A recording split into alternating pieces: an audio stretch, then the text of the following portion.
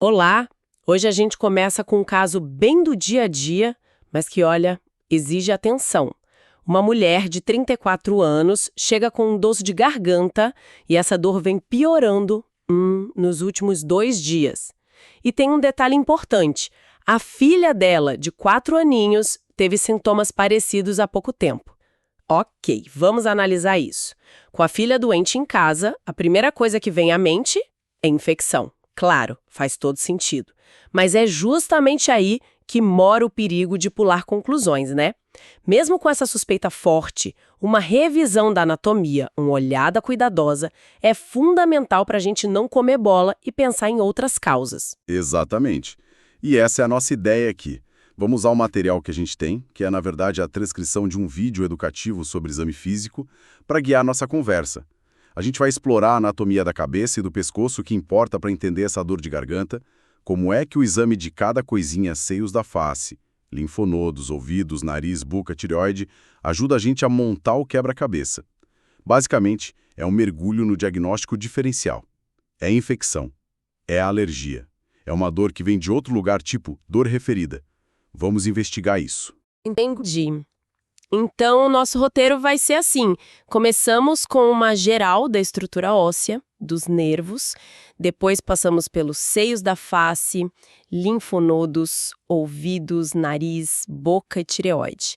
E o tempo todo a gente vai tentando conectar isso com o caso da nossa paciente. Prontos? Vamos lá. Começando pela base, então. Ossos e nervos. É sempre bom lembrar dos ossos que a gente apalpa no rosto, né? O frontal, aqui na testa, os zigomáticos, as maçãs do rosto, que junto com os ossos do nariz são lugares comuns de fratura, né? A maxila, em cima, e a mandíbula embaixo. E essas regiões não são só osso, tem a ver com a sensibilidade também. Por causa do nervo trigêmeo. As divisões dele mapeiam a face, né? O V1 oftálmico na testa, V2 maxilar no meio, V3 mandibular embaixo. E o ponto-chave aqui, o que é fascinante, é que saber isso não é só decorar nome de osso e nervo. Isso direciona o exame. Se a dor é bem localizada, tipo só na área do V2, você já começa a pensar, opa, será que tem algum a ver com o seio maxilar, que está ali embaixo? Ou algum problema específico naquele ramo do nervo. Então essa base anatômica já filtra um pouco as nossas suspeitas antes mesmo de ir para o exame mais detalhado. Que interessante essa conexão direta. E falando em estruturas que ficam aí nesses ossos, tem os seios paranasais. Quais a gente consegue examinar direito no físico? Basicamente os frontais, que dá para palpar e percutir de leve aqui em cima da sobrancelha, e os maxilares, que a gente percute sobre as maçãs do rosto. Já os etimoidais e esfenoidais, eles ficam mais para trás, né? Mais profundos. O exame direto é mais complicado. Pois é, e a relevância de examinar esses seios frontal e maxilar, pensando na dor de garganta, é a possibilidade de sinusite. Se a pessoa sente dor, uma sensibilidade maior quando a gente percute ali, isso pode sim indicar inflamação nos seios da face, e a sinusite pode causar ou piorar a dor de garganta. Seja pela proximidade, seja por aquela secreção chata que escorre lá por trás, gotejamento pós-nasal, sabe? Então, essa percussão não é um passo solto, faz parte da investigação da dor de garganta também. Faz todo sentido essa relação. Agora, descendo um pouco para o pescoço. Linfonodos cervicais. O material que a gente está usando destaca uma coisa crucial aqui, que é diferenciar um linfonodo reativo, aquele que incha porque está combatendo uma infecção ali perto, tipo uma faringite, de um achado mais preocupante, que pode sugerir uma malignidade. Mas assim, na prática, essa diferença é sempre clara? Dá para bater o martelo só na palpação? Olha, essa é uma pergunta importante. Na teoria, a gente diferencia pelas características, né? Tamanho, consistência, se ele mexe e se dói. Linfonodo reativo de infecção aguda geralmente é um pouco aumentado, móvel, meio amolecido e dói. Já um achado suspeito pode ser um linfonodo muito grande, duro, fixo, grudado, sabe? E que não dói. Só que, na prática, nem sempre é 880. Tem inflamação crônica, outras infecções, que podem dar um aspecto mais esquisito. E o contrário também. O ponto principal que a fonte levanta é: tem que procurar os linfonodos, Tem que palpar direito, sentir essas características e pensar nesse diferencial. É um passo crítico no raciocínio, mesmo que depois precise de mais exame para confirmar alguma coisa. Entendi. A palpação cuidadosa é o começo de tudo. Seguindo na avaliação, os ouvidos. O exame com otoscópio também é super importante. Precisa ver se é otite média, lá dentro, atrás do tímpano, ou otite externa, no canal. E o material também fala de procurar sinais para diferenciar perda auditiva condutiva da sensoroneural. E como que o ouvido entra nessa história da dor de garganta? A conexão aí é a tal da dor referida. É um negócio neurológico interessante. A dor começa num lugar, mas por causa dos nervos que são compartilhados, a gente sente em outro. O ouvido médio, por exemplo, tem inervação que se mistura com a da faringe. Então, uma otite média pode sim dar dor de garganta. E a pessoa jura que a garganta está doendo, você examina e não vê quase nada ali, aí é que olhar o ouvido vira crucial. Nossa, Ignorar o otoscópio pode levar a um diagnóstico errado da causa da dor, com certeza. isso realmente abre muito leque, né? De uma queixa que parecia simples, dos ouvidos vamos para o nariz. A anatomia que importa aqui são as conchas nasais, né? Inferior, média e superior. Um detalhe que o material traz é que elas vão para trás, perpendicular à face, não para cima. E num exame, o que a gente pode achar?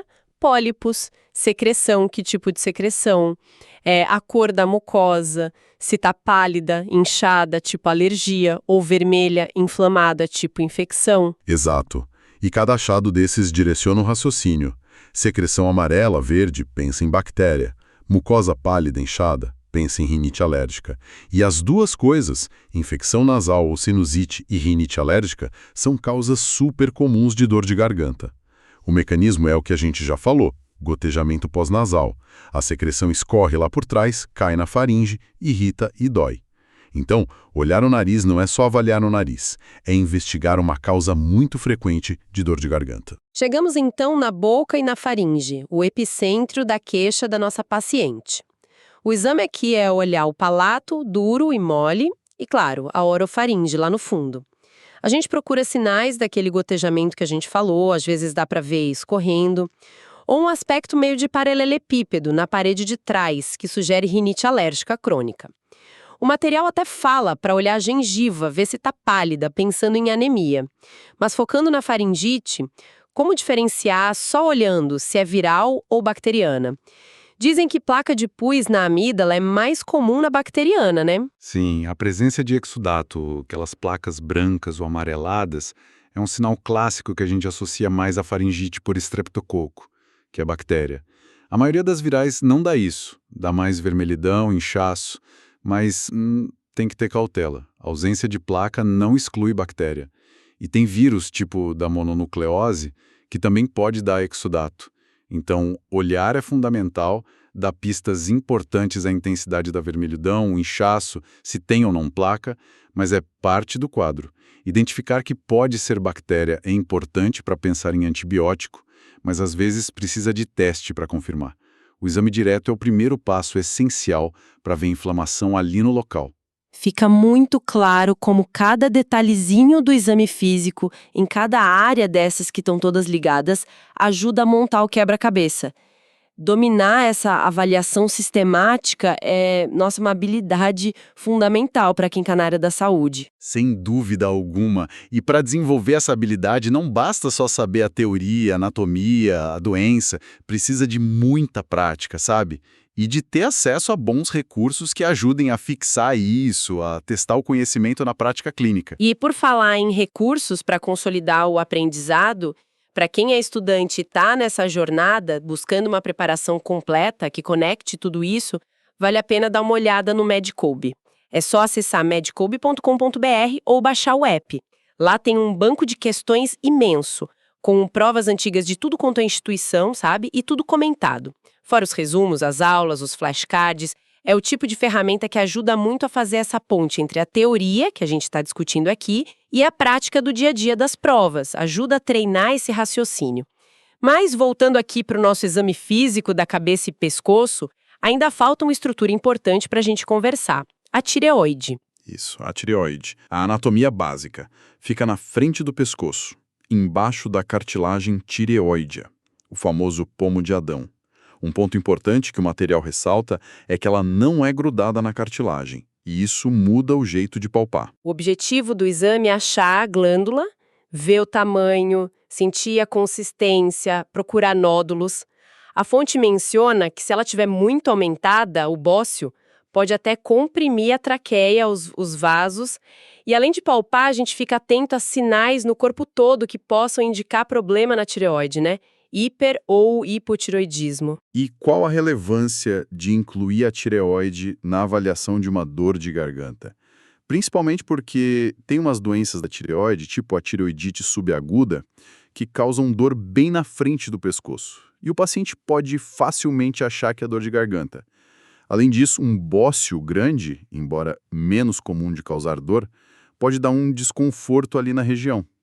Então, avaliar a tireoide faz parte de olhar o pescoço como um todo, para ter certeza que a gente não está deixando passar uma causa para os sintomas ou algum achado associado. Excelente lembrança dessa possibilidade. Bom, então vamos voltar para o nosso caso inicial. Mulher de 34 anos, dor de garganta piorando há 2 dias, filha com sintomas recentes. Juntando toda essa revisão de anatomia, dos possíveis achados no exame, quais são os principais diagnósticos diferenciais que surgiram dessa conversa? O material direciona a gente para pensar em faringite, claro que pode ser viral ou bacteriana e a por estreptococo preocupa mais, rinite alérgica causando irritação na garganta pelo gotejamento e até otite média se apresentando como dor referida na garganta. E se a gente conecta tudo isso, né, a mensagem central fica muito clara. Um exame físico cuidadoso, metódico, baseado no conhecimento da anatomia da cabeça e do pescoço, é indispensável. Não tem como fugir disso. É esse exame que vai permitir a gente navegar por essas possibilidades todas. Sem ele, a gente corre o risco de tratar só o sintoma, a dor de garganta, sem achar a causa real, que pode estar lá nos seios da face, no ouvido, no nariz ou na própria faringe mesmo, mas com implicações diferentes para cada caso. Então, para resumir nossa análise, o que fica mesmo é a importância dessa abordagem metódica. Examinar com calma, em sequência. Seios da face, linfonodos, ouvidos, nariz, boca, faringe e tireoide. Mesmo para uma queixa super comum como dor de garganta. É isso que permite a gente construir um raciocínio diagnóstico mais sólido e escolher o tratamento certo, separando infecção de alergia, de dor referida. E o que eu acho particularmente fascinante é essa rede, essa teia de conexões entre ouvido, nariz e garganta. É tudo muito perto, com nervos que se comunicam. Então, um problema num lugar pode, muito facilmente,